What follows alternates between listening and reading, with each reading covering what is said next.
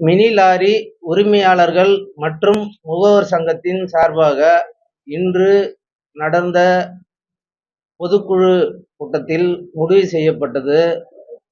கிட்டத்தட்ட 20 ஆண்டு காலமாக புதுச்சேரியில் எந்த விதமான வாடகை உயர்வும் நாங்கள் செய்யல. இப்போ முதல் முறையா ஒரு 8 ரூபா அளவில் டீசல் விலை ஏறி இருக்கு. இங்கே நடந்துகிட்டு இருக்கிற முதல்வர் ஐயா அவர்கள் கடந்த 5 ஆண்டுகளாக எந்த விதமான டீசல் விலையும் உயர்த்தலை. தமிழ்நாட்டை காட்டிலும் இங்கே 10 ரூபா டீசல் விலை குறைச்சாங்க. அதனால நாங்கள் எந்த விதமான வாடகை உயர்வும் போகல.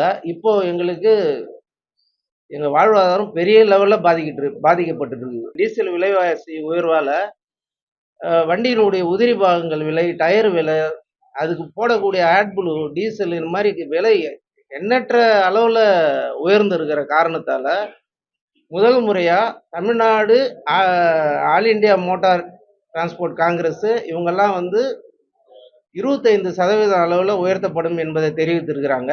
அதன் அடிப்படையில் நாங்கள் புதுச்சேரியில் எங்கள் சங்கத்து சார்பாக அனைவரோட முழு ஆதரவோடும் 15% வருகிற 15/6/2026 அன்று முதல் அமுலுக்கு வரும். கண்டிப்பாக அனைத்து வாகன உரிமையாளர்களும் இதை கடைபிடிக்க வேண்டும் என்பதை தாழ்மையாகவும் கேட்டுக்கொள்கிறோம்.